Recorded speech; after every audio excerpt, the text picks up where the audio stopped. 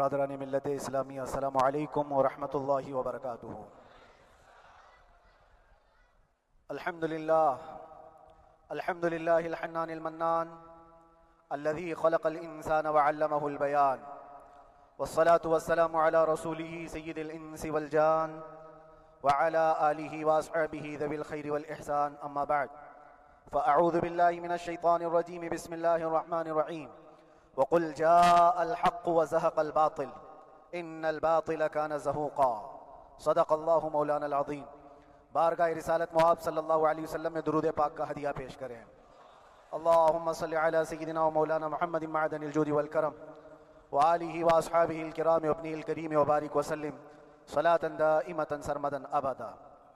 عزیزان گرامی وقار، میں یہ چاہتا ہوں جہاں پر آ کر ہم رکے تھے وہیں سے ہم آگے بڑھتے ہیں۔ ہم رکے تھے کہاں آ کر؟ کچھ دیر کی خاموشی ہے، اس کے بعد ہم آگے بڑھتے ہیں، اس لیے کہ مجھے کوئی شعر اب یاد کرانے کی ضرورت نہیں اور نہ ہی کسی کے سامنے کچھ بولنے کی ضرورت ہے۔ حالات تو ایسے تھے کہ جو نان مسلم تھے وہ بھی ہمیں جیل میں دیکھ کر یہی کہتے تھے کہ آپ ہی نے کہا یہ فلاں بات۔ ہم نے کہا اللہ تبارک و تعالیٰ نے تم کو بھی یاد کرا دیا۔ میرے عزیزو، ستیزہ کار رہا ہے ازل سے تا امروز، شرار ابو لہبی سے چراغ مصطفی بھی۔ یہ آج کل کے معاملات نہیں، ابتدا سے حق اور باطل کے معرکے ہوتے رہے۔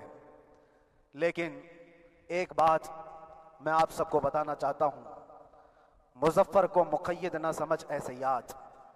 سیدنا مظفر حسین کچوچوی رحمۃ اللہ تعالیٰ علیہ جیل گئے تھے، قید میں تھے، تب انہوں نے یہ شعر کہا تھا کہ مظفر کو مقید نہ سمجھ اے سیاد، میری یہ اسیری بھی سنت آبائی ہے، میرے آبا و اجداد کی سنت ہے جس پر میں عمل کر کے آ رہا ہوں، میرے بزرگوں کی یہ سنت تھی۔ بہرحال جن کو جس راستے سے مجھے گزارنا تھا، لوگوں کے دلوں میں یہ ٹھنڈک تھی شاید کہ زبان بند کر کے چند دنوں کے لیے قید کر دیا جائے، مگر میرا عقیدہ یہ تھا کہ اللہ تبارک و تعالیٰ جب تک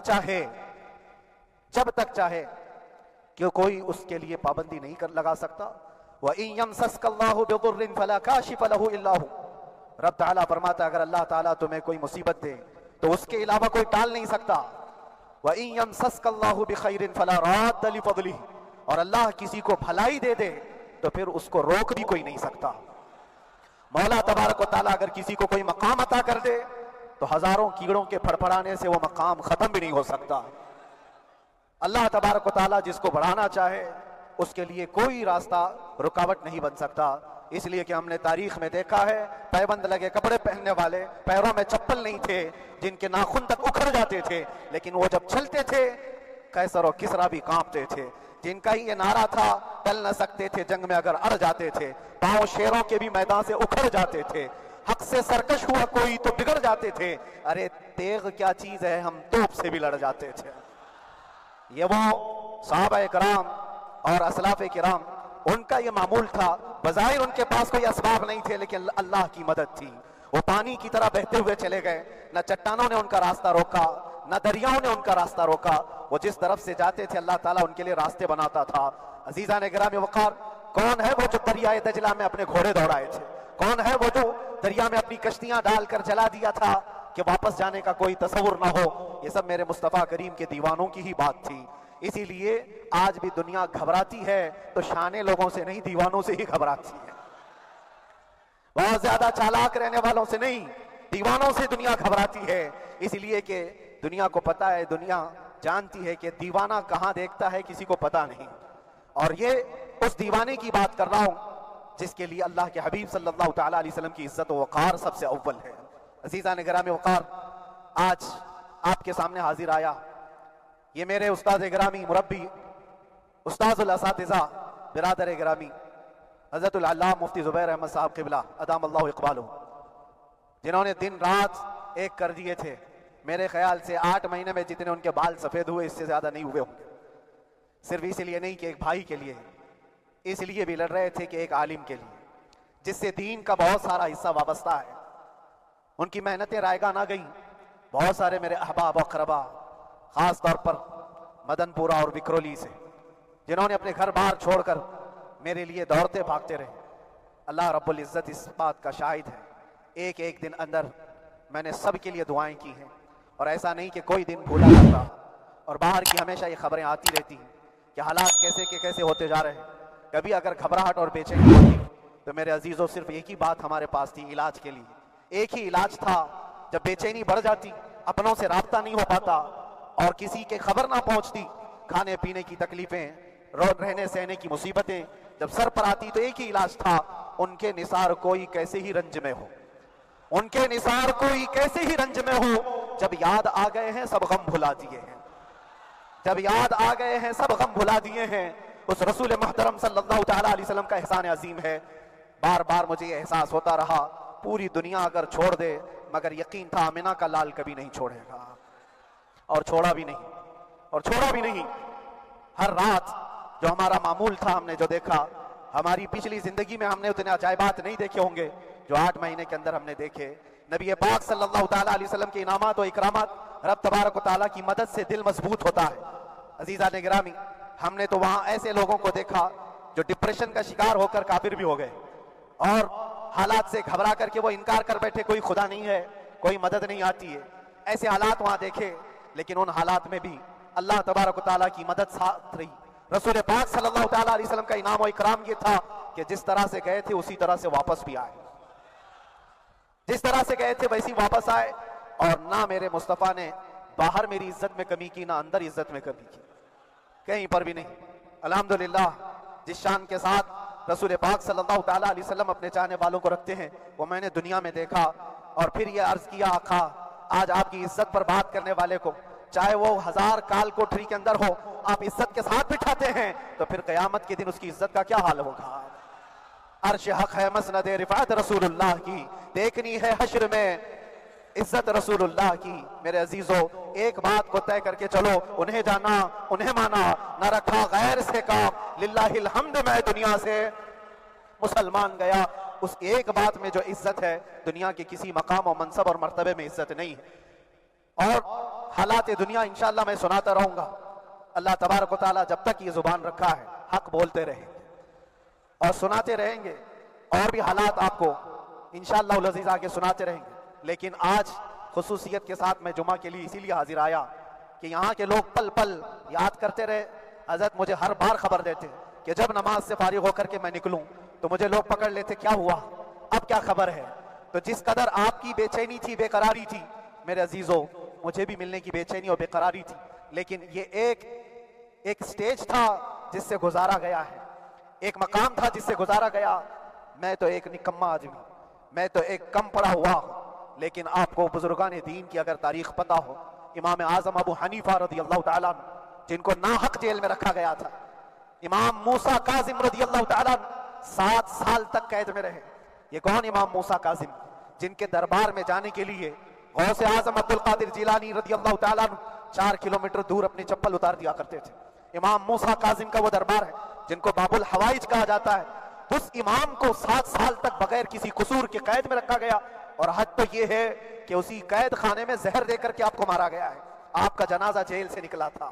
امام احمد بن حنبل، جن کو 5 لاکھ حدیثیں یاد ہیں نبی پاک صلی اللہ تعالیٰ علیہ وسلم کی، بغداد کے سر بازار آپ کو ننگی پیٹھ پر کوڑے مارے گئے۔ آپ کو اندازہ ہے، بزرگان دین کی ایک لمبی فہرست ہے۔ جب میں وہاں گیا تھا تو ایک بزرگ کی بڑی یاد آئی، وہ تھے حضرت مجدد الفسانی رضی اللہ تعالیٰ۔ اکبر جیسے ڈکٹیٹر کے سامنے، اس زمانے کے سب سے بڑے ڈکٹیٹر بادشاہ کے سامنے آپ نے حق بات کا اعلان کیا تھا۔ مجدد الفسانی رحمۃ اللہ تعالیٰ علیہ نے فرمایا تھا کہ اسلام نام سے جو دین ہوگا وہ محمد عربی کا لایا ہوا ہی دین ہوگا، کسی اور بادشاہ کا بنایا ہوا نہیں ہوگا۔ اس بات پر آپ کو قید میں ڈالا گیا تھا، 8 سال تک قید میں رکھا گیا۔ 8 سال میں بادشاہ مر بھی گیا، بیٹا بادشاہ بنا، لیکن کسی نے آ کر جہانگیر کے سامنے یہ بات رکھی کہ آپ کے باپ نے جس مولانا کو قید میں ڈالا تھا گوالیار کی جیل میں، 8 سال میں جیل کا نقشہ بدلا ہوا ہے۔ تو بادشاہ نے پوچھا ہوا کیا ہے؟ کہا کہ اس مولانا نے 8 سال میں تقریباً 700 قیدیوں کو عالم بنا دیا ہے۔ درس حدیث، درس تفسیر، قرآن کا علم، نمازیں جماعتوں سے وہاں اس طرح ادا ہوتی ہیں جیسے لگتا ہے گنبد خضرا کی چھاؤں میں ہے۔ रब तबारक व तआला का ये एहसान अजीम था। इन 8 महीनों में बिहम्दी ताला मैंने अपनी लाइफ में कभी इतनी इमामत नहीं की थी जितनी वहां इमामत किया। इसलिए कि पाबंदी नहीं हो पाती, जब जब इमाम रहा मस्जिद में छुट्टियां हुआ करती थी, इधर उधर आना जाना, लेकिन वहां पर कभी किसी नमाज में छुट्टी नहीं हुई। और इमामत अल्लाह तबारक व तआला को जहां लेना है वहां लेता रहे। और मुझे इस बात का थोड़ा कल्क था, 24 साल से मैं तरावी सुना रहा था।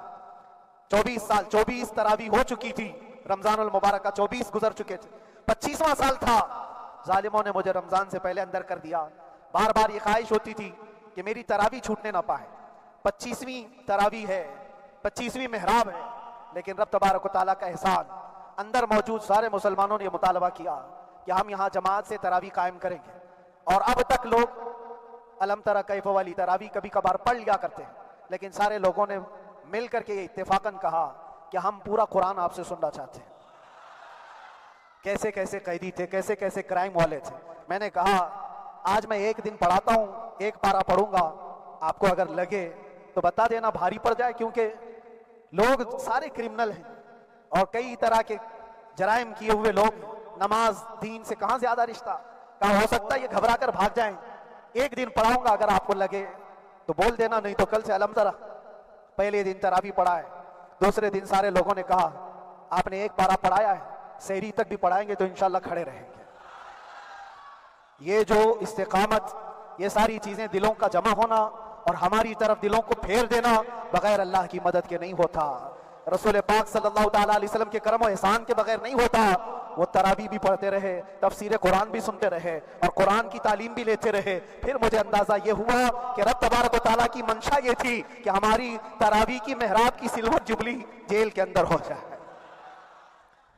मुझे इस बात का कोई कल्क नहीं रहा कि मेरी कोई चीज छूट गई है। हाँ, ईद, बकरीद, मुहर्रम, ये तमाम चीजें लोगों की याद तो रहती, रिश्तेदार, अहिबा, अकरबा की याद, लेकिन अल्लाह की मर्जी, मेरा रब तबारक व तआला जो पसंद करे उसमें हम राजी हैं। अगर मौला ये चाहता है कि मैं तन्हा पढ़ूं तो उसकी रजा में हम राजी। अगर वो चाहता है कि मजमे हजारों में हम नमाज अदा करें तो उसकी मर्जी पर हम कायम हैं। अजीजान गिरामी वक़ार, सब्र और सुकून के साथ जो हालात गुजरे, उसमें सबसे बड़ा किरदार आप सबकी दुआओं का है। सबकी दुआओं का, मशाइख, सारे पीराने इज़ाम, तमाम सलासिल के और हर मस्जिद के इमाम अपने मेहराब और मिंबर से जो दुआ करते रहे, ये सारा जखीरा मेरे लिए इतना बड़ा है जिसको मैं बयान नहीं कर सकता। हर एक की जानिब से दुआएं, औरतों बच्चों की तरफ से मन्नतें, रोजे, न जाने क्या क्या कर लिया। फिर मुझे अंदाजा हुआ कि सिर्फ अपने आराम, अपनी राहत के लिए फड़फड़ाने से कुछ नहीं होगा। रब तबारक व तआला ये चाहता है कि पूरी उम्मत मिलकर के इस फकीर के लिए दुआ करे। और अल्लाह ताला को जब तक मंजूर था तुम्हारी दुआएं होती रही। बाज लोगों को ये ख्याल भी आया, कुछ मेरे अहबा अकरबा रिश्तेदारों ने भी कहा इतनी सारी दुआएं हुई, इतनी सारी दुआएं हुई, कबूल क्यों नहीं होती। एक बात याद रखो, पूरी दुनिया मिलकर खड़े होकर दुआ करे। अल्लाह की कुदरत पर कोई काम करना वाजिब नहीं है, अल्लाह पर कोई चीज वाजिब नहीं है। अगर वो अपने फजल से अता कर दे तो इसका एहसान है, उसका एहसान है। अब चाहे वो साल भर में कबूल करे कि 5 साल में कबूल करे। एक बात याद आती है मेरे अजीजों, हमारी कैद तो 8 महीने की होगी, उन बुजुर्गान दीन की कैद 8 साल, 7 साल। इमाम मोहम्मद बिन हसन अस्करी 20 साल तक कैद में रहे, 20 साल तक अंदर सलाखों के पीछे बंद रखा गया। ये अहले बैते अथहार हैं, अइम्मा इज़ाम हैं। उनकी तकलीफें देखकर फिर हमारी तकलीफ छोटी लगती और फिर नबी पाक सल्लल्लाहु ताला अलैहि वसल्लम की याद आती। सिर्फ इस बात का हमें फख्र था कि तुमने कभी चोरी के इल्जाम में तो नहीं गिरफ्तार किया, किसी घिनौने इल्जाम में तो नहीं गिरफ्तार किया। हाँ, अगर किसी बात पर गिरफ्तार किया है तो इनसे पूछो तो अब ये बोलने में भी शर्म करते हैं। मौलाना को क्यों गिरफ्तार किया है, मौलाना को क्यों अंदर रखा है, शर्म आती है बोलने में, क्योंकि उन्होंने कुछ ऐसा बोला था जिसको बोलने में शर्म आती। क्या बोला था मेरे अजीजों, ये एक अलग कहानी है, अभी मैं उस पर कुछ गुफ्तगू नहीं करता, इसलिए कि हर एक को याद हो चुकी है, हर एक को याद है। मैं उस कहानी की तरफ नहीं जाता, लेकिन इतना मुझे आज इस मुल्क में रहते हुए एहसास है कि अभी भी इंसाफ खत्म नहीं हुआ है। इंसाफ पूरी तरह खत्म हो जाए तो अल्लाह का अजाब आ जाएगा, अल्लाह का अजाब आ जाएगा। चंद लोग ना इंसाफी कर सकते हैं, लेकिन पूरी की पूरे रोए जमीन पर रहने वाले इंसान ना इंसाफी करे, ऐसा नहीं होता। हमारे हक में सुप्रीम की तरफ से जो इंसाफ आया है, हमारे दिल में इस कदर जगह है आज और इस कदर एहसास है कि हमें یہ اندازہ آج بھی ہوتا ہے کہ چاہے کچھ بھی ہو جائے لیکن انصاف پوری طرح سے مر نہیں سکتا، انصاف پوری طرح سے مر نہیں سکتا۔ یہ ہمارا ملک عزیز ہندوستان کسی خاص آدمی کے ٹھیکیداری میں نہیں ہے، سبھی کا خون شامل ہے یہاں کی مٹی، کسی کے باپ کا ہندوستان تھوڑی ہے، ہمارا بھی ہے، آپ کا بھی ہے، سب کا بھی ہے۔ اور میرے عزیزو پتہ نہیں، یہ بھی شاید راحت اندوری صاحب کا شعر ہے، اور اس سے پہلے بھی کچھ بولا تھا وہ بھی ان کا ہی تھا، تو ڈینجر ہی ہوا کرتا ہے۔ اللہ تبارک و تعالیٰ آپ سب پر فضل فرمائے، کرم فرمائے۔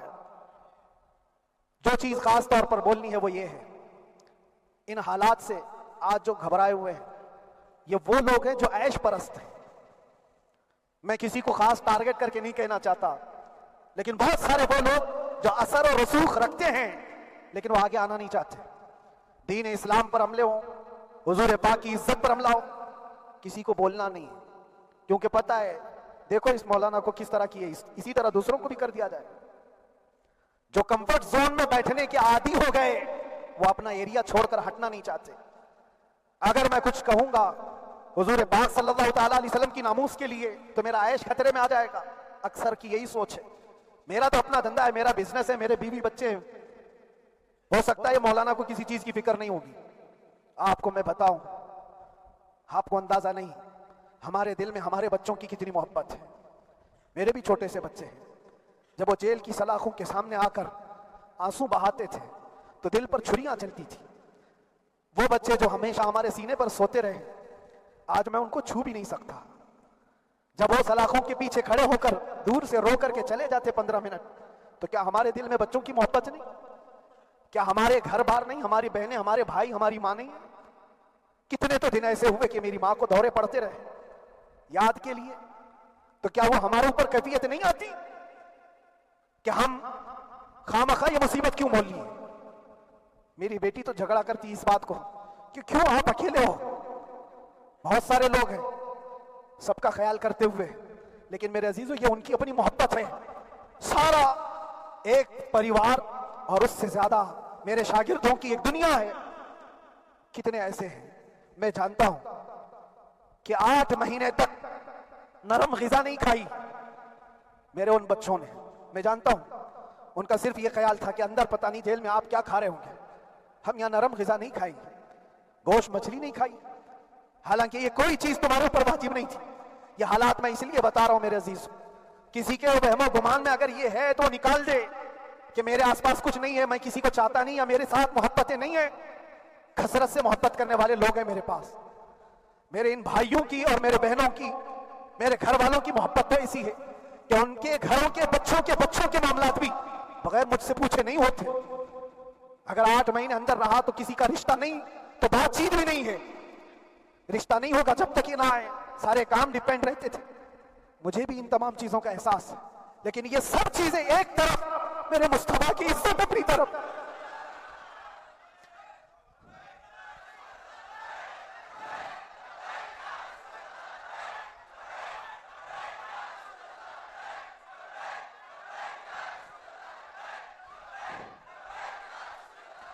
میرے عزیزوں،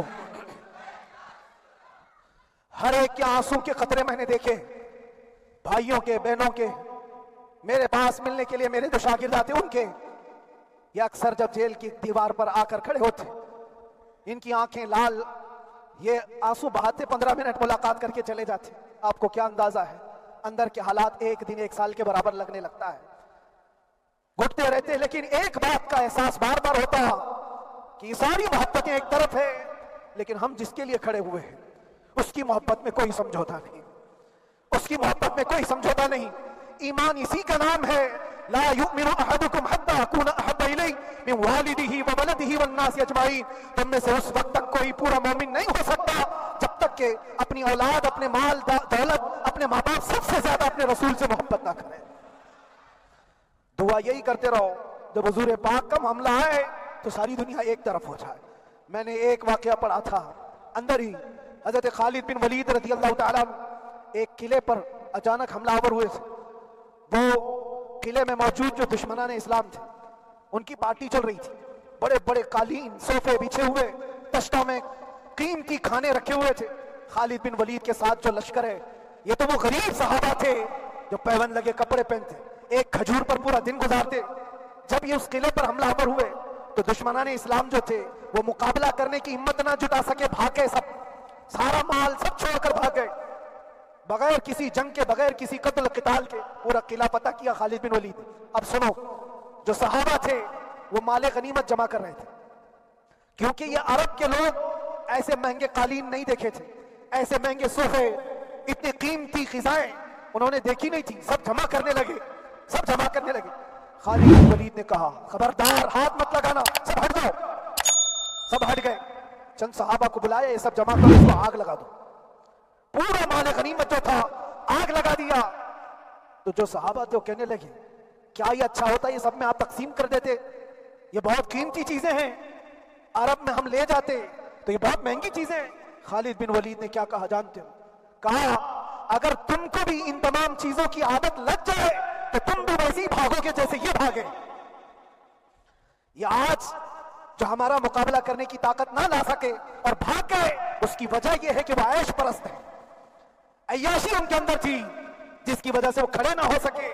اور جب یہ عیاشی آئے گی تم کھڑے نہیں ہو سکو گے، کھڑے نہیں ہو سکو گے۔ آج میں یہی بات دہرانا چاہتا ہوں، جو بہت بڑے چہرے لے کر بیٹھے ہوئے ہوں، وہ سیاسی اثر اور رسوخ رکھنے والے بھی کمفرٹ زون میں رہنا چاہتے ہیں۔ میں چند لوگوں کو چھوڑ کر کہہ رہا ہوں، اکثر کا حال یہ سوچتے ہیں کہ ہمارے اس دائرے سے نکلیں گے تو ہمارا عیش خطرے میں آ جائے گا، گھر بار خطرے میں آ جائے گا۔ یہ دنیا کی محبت انسان کو بزدل بناتی ہے، بزدل بناتی ہے۔ اس لیے میرے عزیزوں، آپ جب کبھی یہ بات آئے، ایک طرف میرا پورا خاندان، ایک طرف میرے عیش کی زندگی اور ایک طرف رسول پاک کی عزت کا معاملہ، تو آپ مجھے بتاؤ آپ کس بات کا فیصلہ لیں گے؟ اسی بات کا فیصلہ لینا ہوگا نبی پاک صلی اللہ تعالیٰ علیہ وسلم کی عزت کی خاطر تمہیں اس بات کا فیصلہ لینا ہوگا۔ اپنا سب کچھ گنبد خضرا کل بھی تھا آپ، میرے نبی سے میرا رشتہ کل بھی تھا آپ، اور بتلا دو گستاخ نبی کو غیرت سنی زندہ ہے، ان پہ مر مٹنے کا جذبہ کل بھی تھا آپ۔ بس یہ جذبہ باقی رہے۔ ہم کسی کو لڑنے کے لیے، مرنے کے لیے، مارنے کے لیے میدانوں میں اتارنے کی بات نہیں کرتے۔ میں اکثر اپنی تقریروں میں کہا کرتا ہوں، یا آپ سے پہلے بھی کیا، اگرچہ میری تقریروں کو ڈائیورٹ کیا جاتا ہے، آج بھی بہت لوگ ہوں گے، بلکہ آج مدن پورہ کا یہ پہلا جمعہ ہے، مجھے اندازہ ہے پورا ہندوستان نہیں باہر بھی سب کی نظریں اس پر ہیں کہ آنے کے بعد یہ کیا بولتا ہے، آنے کے بعد یہ کیا بولتا ہے۔ سب اسی انتظار میں ہیں۔ میں سب کو ایک ہی میسج دوں گا، آنے کے بعد وہی بولے گا جو پہلے بولتا تھا۔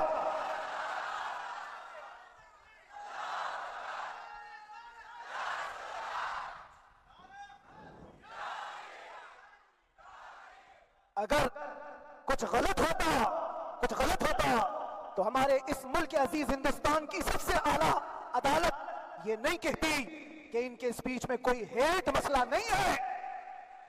وہ ہمیں اندازہ ہے میرے عزیزوں، ہاں جہاں غلطی ہوگی ہم بھرے اعلان کے ساتھ کہیں گے کہ ہم سے یہ غلطی ہو گئی، ہم سے یہ خطا ہو گئی، زبان پھسل گئی، لیکن جو چیز نہیں ہے تو اگر تم زبردستی اس کو کہو گے تو یہ ہم نہیں مانتے۔ ہاں بس اتنی دعا میرے حق میں کریں کہ جتنی بھی زندگی باقی ہے، جتنی زندگی باقی ہے، اللہ تبارک و تعالی حضور پاک کی محبت اور ان کی عظمت کی حفاظت کے لیے جیتے مرنے کی توفیق عطا فرمائے۔ ہمارا کام صرف اتنا رہ گیا، جو میسج دینا تھا وہ ہم نے دے دیا۔ اب جو حالات آ رہے ہیں میرے عزیزوں، آپ سب کے لیے بھی میں یہ گزارش کروں گا، دین کی طرف آ جاؤ، سچائی کی طرف آ جاؤ، ورنہ گاجر مولی کی طرح کٹ جاؤ گے، ختم ہو جاؤ گے۔ دین کی طرف آؤ، سچائی کی طرف آؤ، اور اسلام نے کہیں پر بھی تمہیں کسی طرح کے آتنک اور دہشت کی تعلیم نہیں دی ہے، کہیں پر کسی ٹیررسٹ کی کوئی بھی تعلقات کی۔ کہیں مجھے کوئی بات بتا دو، اگر کوئی مسلمان اس طرح کی حرکتیں کر جاتا ہے جس کو یہ لوگ بدنام کرتے ہیں تو ہم سمجھتے ہیں اس کا اسلام سے تعلق نہیں ہوگا۔ اسلام سے تعلق ہوتا تو اس کے اندر صدیق اکبر اور فاروق اعظم کی ادائیں ہوتی۔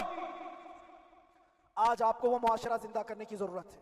میں نوجوانوں سے کہوں گا، بہت دن گزار لیے ٹک ٹاک پر مجرے اور تمہارے اس انٹرنیٹ کی دنیا پر جس طرح تم نے آوارگی کر لی ہے، اب وقت کم بچا ہے۔ آ جاؤ میرے نبی پاک کی گنبد کی چھاؤں، عزت وہیں پر ہے، انہی کے قدموں میں عزت ہے، اور یہاں پر بھی ہے اور آخرت میں بھی ہے، آخرت میں بھی ہے۔ بس اس عزت کے لیے آپ سب سے میں گزارش یہ کروں گا، سچائی کی طرف واپس آ جاؤ، سچائی کی طرف واپس آ جاؤ۔ جو تمہاری نمازیں باقی ہیں اس کو پوری کر لو، اس سے پہلے کہ دنیا تم پر نماز پڑھ دے، اس سے پہلے کہ تمہارے جنازے کی نماز پڑھی جائے، اپنی نمازیں کمپلیٹ کر لو۔ اور علماء ذوی احترام کا ادب و احترام اپنے اندر رکھو۔ صرف اس بات کے لیے آپ کو میں احساس دلانا چاہتا ہوں کہ مجھے جس راستے سے گزارا گیا، جتنے دن قید و بند کی صحبتیں گزاری گئی، یہ صرف یہ میسج دینا تھا کہ پھر اس مولانا کا یہ ہو سکتا ہے تو چھوٹے چھوٹوں کی کیا کر دیں گے۔ ایسا اگرچہ آ جائے موقع تب بھی گھبرانے کی ضرورت تھی۔ آپ کو پتا ہے اس ملک عزیز ہندوستان کی آزادی میں 30,000 علماء کو پھانسیوں پر لٹکایا گیا۔ انگریزوں نے 30,000 علماء کو کشمیر سے لے کر دلی تک ہر درخت پر ایک عالم کی لاش لٹکتی تھی۔ انہوں نے قربانیاں دی ہیں، قربانیاں بزرگان دین کے علماء ذوی کی ہوئی ہیں۔ یہ اور بات ہے کہ اس جنریشن نے آج ہم کو دیکھا تو ان کو بہت بڑا لگتا ہے، یہ کوئی بہت بڑی بات نہیں تھی، بہت بڑی بات نہیں تھی۔ اس پروسیس سے بہت سارے علماء کو گزارا گیا ہے۔ سرکار مجاہد ملت رحمت اللہ تعالی علیہ ایمرجنسی کے زمانے میں 18 مہینے تک قید میں گزارے، 18 مہینے تک ایمرجنسی، وہ بھی ڈکٹیٹر کا زمانہ تھا۔ اس زمانے میں بھی آپ اندر ہیں، لیکن باہر آنے کے بعد نہ آپ کے مشن میں کوئی کمی آئی، نہ آپ کی زبان میں کوئی لکنت آئی۔ اللہ والے جو ہیں وہ اللہ کی رضا کی طرف اور رسول پاک کی رضا کی طرف ہوتے ہیں۔ ہم سب بھی اس مشن کو آج یہاں سے زندہ کرتے ہیں، جہاں سے ہم چھوڑے تھے وہیں سے آگے بڑھتے ہیں، جہاں سے ہم چھوڑے تھے وہیں سے ہم آگے بڑھتے ہیں۔ کسی کو اگر کچھ برا لگتا ہے تو وہ اس کے سمجھ کا قصور ہے، اس کے فہم کا قصور ہے۔ ہم نے کسی کو ٹارگٹ کر کے کبھی کہا نہیں، بلکہ یہ تو کامن بات ہے، ایک تو کامن کہی جانے والی بات ہے۔ فخر سے اگر کوئی آدمی اپنے گھر میں کہے کیا بات ہے مولانا آج صبح سے تمہارے گھر میں کچھ ہلچل نہیں ہے، کچھ ہلچل نہیں ہے، ہو سکتا ہے تمہارے گھر میں کوئی نہ ہو، تم اکیلے بیٹھے ہو، بیوی کہیں گئی ہے، ماں کہیں گئی ہے، گھر میں کوئی بنانے والا نہیں ہو، گھر میں خاموشی ہے، تو تم اگر اس کو جواب دے دو کہ کچھ دیر کی خاموشی ہے، شام میں آ جائے گی، کچھ دیر کی خاموشی ہے، شام میں آ جائے گی، تو کیا گناہ کیا، کیا گناہ کیا؟ اس کے حالات پر وہ بول رہا ہے، اس کے گھر میں خاموشی ہے اس لیے بول رہا ہے۔ ہم نے بھی اسی لیے کہا کچھ دیر کی خاموشی، اس لیے کہ ہم جانتے ہیں